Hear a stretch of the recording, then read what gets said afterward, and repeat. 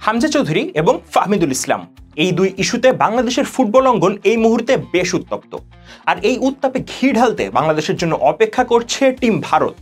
বাংলাদেশের বিপক্ষে ভারত ঠিক কোন ট্যাকটিক্স নিয়ে মাঠে নামতে পারে, বাংলাদেশকে আটকাতে ভারত কোন কোন কৌশলগুলো ব্যবহার করবে, এই দলটার শক্তিমত্তা কিংবা দুর্বলতার জায়গাগুলো কি কি, এসব বিষয় নিয়েই প্যাভিলিয়নের এই বিশেষ ভিডিও। আর শুক্রবারের এই বিশেষ ভিডিও ফ্রাইডে স্পেশালে আপনাদের সাথে আছি আমি আজমাইন রাফিন।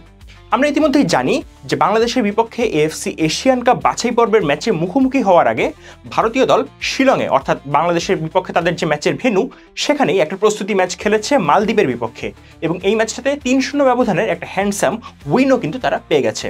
সেই ম্যাচে ভারতের একাদশটা কেমন ছিল এবং বাংলাদেশের বিপক্ষে তাদের একাদশটা কেমন হতে পারে সেটা নিয়ে আমরা আমাদের আলোচনাটা শুরু করতে যাচ্ছি। এরপরে আমরা আলোচনা করব ভারতীয় এই দলের শক্তিমত্তার জায়গা এবং পরবর্তীতে কথা বলবো ভারতের কিছু কনসার্নের জায়গা নিয়েও। শুরুটা করছি একাদশ দিয়েই। ভারতের এই দলে একাদশের প্রথমেই অর্থাৎ কিপিংয়ের জায়গাটা পালন করছেন বিশাল কাইত। গুরপ্রীত সিং সান্ধু একটু ইনজুরির কারণে তিনি এই মুহূর্তে দলের বাইরে রয়েছেন। গুরপ্রীত সিং সান্ধুকে বাংলাদেশের ফুটবলাররা বা বাংলাদেশের ফুটবল সমর্থকেরা বেশ ভালোভাবেই চেনেন। বাংলাদেশের বিপক্ষে তিনি বেশ কয়েকটা ম্যাচ খেলেছেন। এর বাইরে লা লিগা যখন ফেসবুকে লাইভ স্ট্রিমিং করা হতো সে সময় আমরা কিন্তু তাকে অ্যানালিস্ট প্যানেলে দেখেছিলাম, এবং বাংলাদেশ সহ এই সাবকন্টিনেন্টে তিনি এবং জামাল ভুইয়া এই অ্যানালিস্টের দায়িত্বটা পালন করতেন। তার সামনে আমরা যদি একটু ডিফেন্ডার চারজনের দিকে একটু তাকাই, সেক্ষেত্রে শুভাশিস বোস আইএসএল এ চমৎকার ফর্মে আছেন। এর বাইরে তিনি হয়তো লেফট ব্যাক হিসেবেই শুরু করতে পারবেন এই ম্যাচটাতে, বাংলাদেশের বিপক্ষের ম্যাচেও তিনি হয়তো শুরু করবেন। দুই সেন্টার ব্যাক হিসেবে মেহতাব সিং এবং রাহুল ভেকেকেই দেখতে পাওয়ার কথা। রাহুল ভেকে সর্বশেষ ম্যাচে মালদ্বীপের বিপক্ষে একটা গোলও পেয়েছেন, সেটা নিয়ে আমরা নিঃসন্দেহে কথা বলবো। রাইট ব্যাক হিসেবে আমরা দেখতে পারি ভালপুইয়াকে, এবং তিনিও মালদ্বীপের বিপক্ষের ম্যাচে কিন্তু শুরু করেছিলেন। ডাবল পিভট হিসেবে সুরেশ সিং এবং আয়ুষ ছেত্রীকেই দেখতে পাওয়ার কথা, যারা মালদ্বীপের বিপক্ষেও খেলেছেন এবং বাংলাদেশের বিপক্ষের ম্যাচেও তারাই সম্ভবত শুরুটা করবেন। এর সামনে আমরা যদি একটু তাদের অ্যাটাকিং লাইন আপের দিকে তাকাই, সেক্ষেত্রে মালদ্বীপের বিপক্ষের ম্যাচে আমরা নাম্বার 10 পজিশনে দেখেছিলাম ব্র্যান্ডন ফার্নান্দেজকে। তবে সেই ম্যাচেই একটা ইনজুরিতে পড়েছিলেন ব্র্যান্ডন, এবং সেই কারণেই এই ম্যাচটা থেকে অর্থাৎ বাংলাদেশের বিপক্ষের ম্যাচ থেকে তিনি কিন্তু ছিটকে গেছেন। মাহেশের কথা যদি বলি, মাহেশ সিং তিনি শুরু করেছিলেন রাইট উইঙ্গার পজিশনে, তবে ব্র্যান্ডনের ইনজুরির পরে তিনি চলে আসেন এই নাম্বার 10 পজিশনে, এবং তার জায়গায় অর্থাৎ রাইট উইঙ্গার পজিশনে মাঠে নেমেছিলেন ফারুক চৌধুরী। এর বাইরে লেফট উইঙ্গার লিস্টন কোলাচো এই ম্যাচে একটা গোল পেয়েছেন মালদ্বীপের বিপক্ষে, এবং সবার সামনে Sunil Chhetri, the man, the myth, the legend Sunil Chhetri, যিনি অবসর ভেঙে জাতীয় দলে এসেছেন এবং এসেই মালদ্বীপের বিপক্ষে একটা গোল করে বুঝিয়ে দিয়েছেন যে তিনি কিন্তু এখনো পর্যন্ত ফুরিয়ে যাননি। ভারতের এই দলটার শক্তিমত্তা নিয়ে যদি আমরা আলোচনা করতে চাই, সেক্ষেত্রে আমাদেরকে একটু দেখতে হবে যে মালদ্বীপের বিপক্ষে ভারতীয় দল ঠিক কোন ট্যাকটিক্স ফলো করে ৩-০ ব্যবধানের একটা চমৎকার জয় পেল। সেক্ষেত্রে আমরা প্রথমেই দেখতে পাই যে ভারত এই ম্যাচে 3টা গোল করেছে, এবং 3টা গোল এসেছে সুনীল ছেত্রী, লিস্টন কোলাচো এবং রাহুল ভেকের কাছ থেকে। খুবই ইন্টারেস্টিং বিষয়, এই 3টা গোলের মধ্যে 2টো গোল অর্থাৎ লিস্টন কোলাচোর গোলটা এবং রাহুল ভেকের গোলটা এসেছিল কর্নার থেকে, এবং সেট পিসে ভারত যে কতটা ক্ষুরধার সেটা কিন্তু আমরা তাদের গত কয়েকটা ম্যাচের পরিসংখ্যান থেকেই বুঝতে পারি। এই ম্যাচে যেমন লিস্টন কোলাচো এবং রাহুল ভেকে দুজনেই কর্নার থেকে গোল করেছেন, এবং চমৎকারভাবে তারা কিন্তু তাদের স্পেসটা খুঁজে নিয়েছেন। বিশেষ করে লিস্টন কোলাচোর গোলটা যদি আমরা একটু দেখি, তিনি কিন্তু একেবারে একটা ফ্রি হেডার পেয়ে গিয়েছিলেন, যেটা তিনি যে হেডটা করেন সেখান থেকে ডিফেন্স করার বা সেই হেডটা ঠেকানোর মতো কোনো ধরনের সম্ভাবনাই ছিল না মালদ্বীপের গোলরক্ষকের সামনে। রাহুল ভেকের কথা যদি বলি, এই ম্যাচে তিনি গোল পেয়েছেন। এর আগে মালয়েশিয়ার বিপক্ষে ভারত যে ম্যাচটা খেলেছিল গত বছরের শেষের দিকে, সেই ম্যাচেও তিনি কিন্তু কর্নার থেকে একটা গোল পেয়েছেন। বিশেষ করে এটাও বলতে হয়, রাহুল ভেকে এই পর্যন্ত তার ক্যারিয়ারে ভারতের হয়ে 3টা গোল করতে সক্ষম হয়েছেন, এবং এই 3টা গোলই এসেছে কর্নার থেকে, অর্থাৎ সেট পিসে ভারত খুবই ক্ষুরধার, এবং অবশ্যই বাংলাদেশকে এই বিষয়ে লক্ষ্য রাখতে হবে। সুনীল ছেত্রীর কথা একটু বলতেই হয়। আগামী আগস্ট মাসে 41 বছর বয়সে পা রাখতে যাচ্ছেন ভারতের এই লেজেন্ড। শুধু ভারতের লেজেন্ড বললে ভুল হবে, এই দক্ষিণ এশিয়ায় তার মতো ক্যালিবারের প্লেয়ার খুব কমই এসেছেন। এবং সাথে এটাও বলে রাখতে হবে, গত বছরের জুন মাসে কুয়েতের বিপক্ষের ম্যাচের পর তিনি কিন্তু অবসরে গিয়েছিলেন, কিন্তু ভারতের ফরওয়ার্ড লাইনের দুরবস্থা পাশাপাশি কোনো ভালো ব্যাকআপ না আসার কারণে এই সুনীল ছেত্রী আবারও ফিরে এসেছেন, এবং বাংলাদেশের বিপক্ষেও তিনি কিন্তু মাঠে নামবেন। ইতিমধ্যে আন্তর্জাতিক ক্যারিয়ারে 95টা গোল করে ফেলেছেন সুনীল ছেত্রী, এবং Cristiano Ronaldo, Lionel Messi, Ali দাগিদের পর আরও একজন খেলোয়াড় হিসেবে 100তম গোলের খুব কাছাকাছি তিনি অবস্থান করছেন। পাশাপাশি এটাও বলে রাখতে হবে, সুনীল ছেত্রীর বাংলাদেশের বিপক্ষে রেকর্ডটা চমৎকার। এখনো পর্যন্ত বাংলাদেশের বিপক্ষে 6 ম্যাচ খেলে 6টা গোল করেছেন সুনীল ছেত্রী। এর চেয়ে বেশি গোল অর্থাৎ 6-এর বেশি গোল তিনি করেছেন শুধুমাত্র নেপাল এবং মালদ্বীপের বিপক্ষে 9টি করে।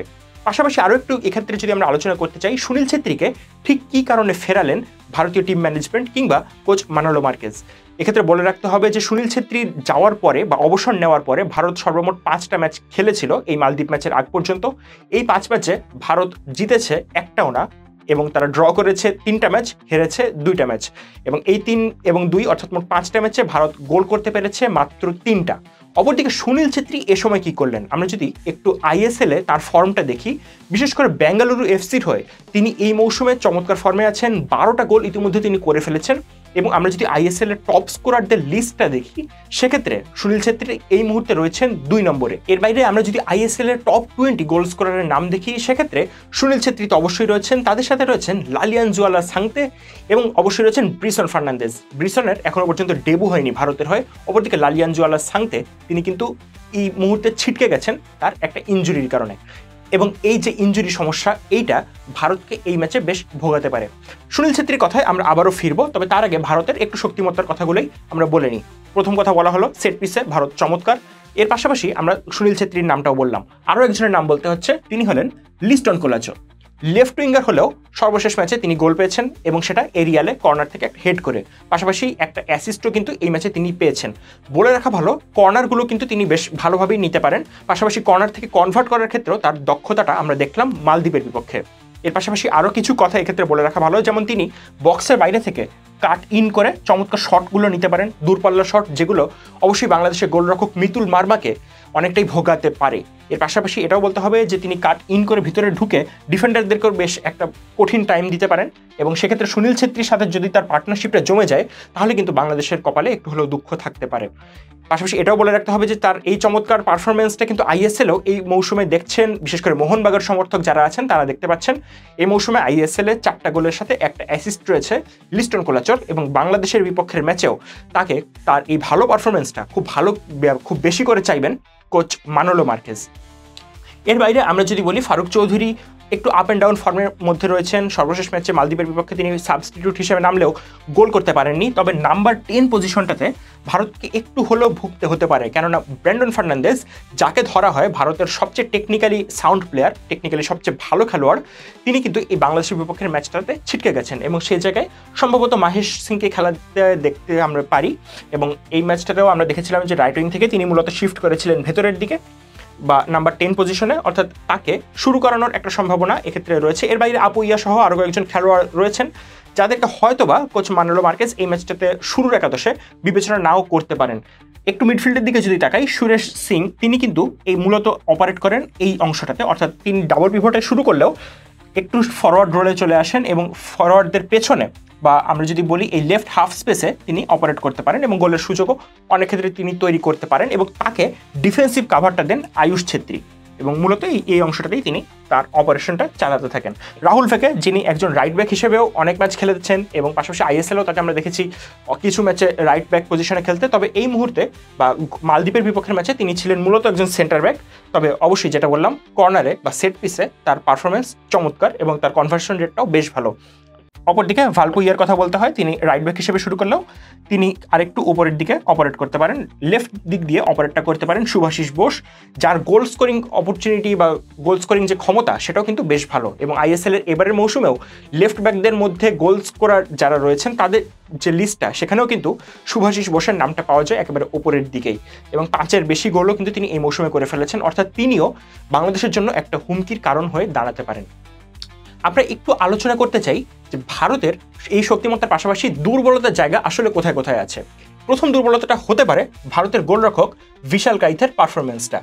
বিশাল কাইথ এর আগে ভারতের হয়ে 4টা ম্যাচ খেলেছেন, অর্থাৎ মালদ্বীপের বিপক্ষে ম্যাচের আগে তিনি সর্বশেষ মাঠে নেমেছিলেন 2018 সালের সাফে, এবং সেই সাফের 4টা ম্যাচেই তিনি ভারতের জার্সিতে মাঠে নেমেছেন। এরপরে 7 বছরের একটা বড় গ্যাপ আমরা দেখেছি।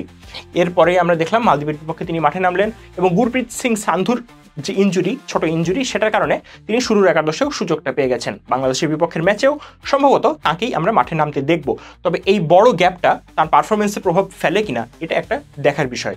পাশাপাশি আরও একটা ব্যাপার এখানে লক্ষণীয়, সেটা হচ্ছে আইএসএলে এই মৌসুমে তিনি 23 ম্যাচে 14টা ক্লিন শিট রাখতে পেরেছেন, তবে বেশ কিছু গোলও কিন্তু তিনি হজম করেছেন, এবং বিশেষ করে যখন ক্লোজ রেঞ্জ থেকে তার বিরুদ্ধে শট নেওয়া হচ্ছে সেসব ক্ষেত্রে তার একটা দুর্বলতা আমরা লক্ষ্য করেছি।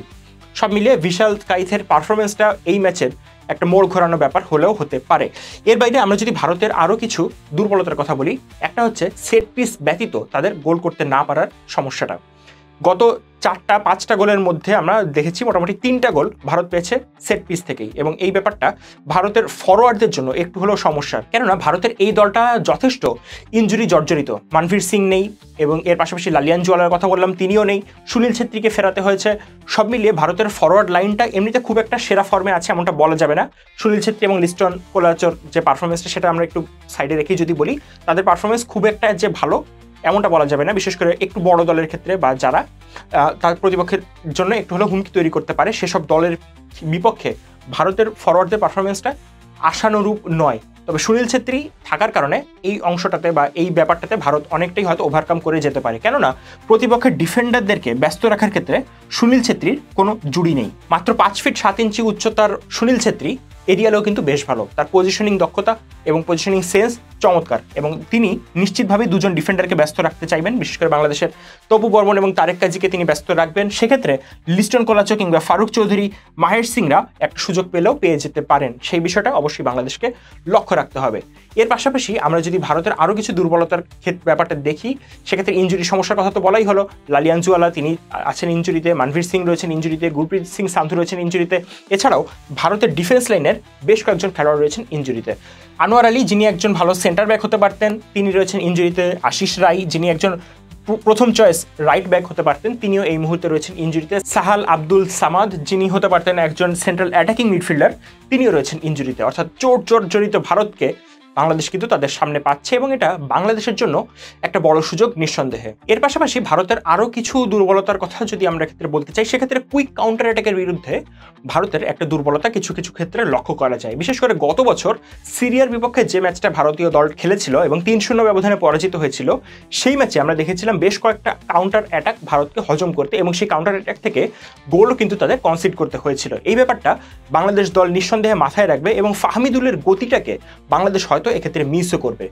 কাউন্টার অ্যাটাকের বিরুদ্ধে ভারতের এই নড়বড়ে অবস্থাটা আমরা লক্ষ্য করেছি মালয়েশিয়ার বিপক্ষেও, যে ম্যাচে গুরপ্রীত সিং সান্ধু সামনে এগিয়ে এসে একটা বলের ফ্লাইট মিস করে তিনি কিন্তু গোল হজম করেছিলেন। এর পাশাপাশি প্রতিপক্ষ যখন লং সুইচ করে বা এক পাশ থেকে আরেক পাশে লং বল প্রেরণ করে, সেইগুলোর ক্ষেত্রেও কিন্তু ভারতের কিছু কিছু দুর্বলতা লক্ষ্য করা যেতে পারে, এবং এই বিষয়গুলো নিশ্চিতভাবেই বাংলাদেশের কোচ হাভিয়ার কাবরেরা লক্ষ্য রাখছেন। তবে এই সব দুর্বলতা সবই ঢাকা পড়ে যেতে পারে একজনের পারফরমেন্সে, তার নাম সুনীল ছেত্রী। তার কথা দিয়েই আমরা শুরু করেছিলাম, তার কথা দিয়েই ভিডিওটা শেষ করতে চাই। 273 দিনের একটা বিরতির পরে তিনি ফিরে এসেছেন আন্তর্জাতিক ফুটবলে, এবং ইতিমধ্যে তিনি 100 গোল থেকে মাত্র 5টা গোল দূরে অবস্থান করছেন, এবং বাংলাদেশের বিপক্ষে তার চমৎকার রেকর্ডটা তিনি অব্যাহত রাখতে চাইবেন এই ম্যাচেও। বাংলাদেশ দল সেই সুযোগটা কি তাকে দেবে? জামাল ভুঁইয়া, হামজা চৌধুরী কিংবা তপু বর্মন, তারেক কাজীরা ঠিক কতটুকু স্পেস দিবেন সুনীল ছেত্রীকে? সুনীল ছেত্রী বনাম হামজা চৌধুরীর এই লড়াইটাতে শেষ পর্যন্ত জয়ীর হাসিটা কে হাসবেন, সেটাই আমাদের দেখার বিষয়, এবং সেই প্রশ্নটা আপনাদের কাছেও করে রাখতে চাই। সেই উত্তরটা আপনারা জানাতে পারেন আমাদের কমেন্ট বক্সে। এর বাইরে এই ভিডিওতে যদি আমরা কোনো কিছু মিস করে থাকি বা আপনি কোনো কিছু অ্যাড করতে চান, সেটাও জানাতে পারেন আমাদের কমেন্ট বক্সে। বাংলাদেশের ফুটবল এবং ইউরোপীয় ফুটবলের যে কোনো আপডেট পেতে ফলো করতে পারেন প্যাভিলিয়নের ফেসবুক পেজ এবং ইউটিউব চ্যানেল। প্যাভিলিয়নের সাথে থাকার জন্য আপনাদের সবাইকে অনেক ধন্যবাদ।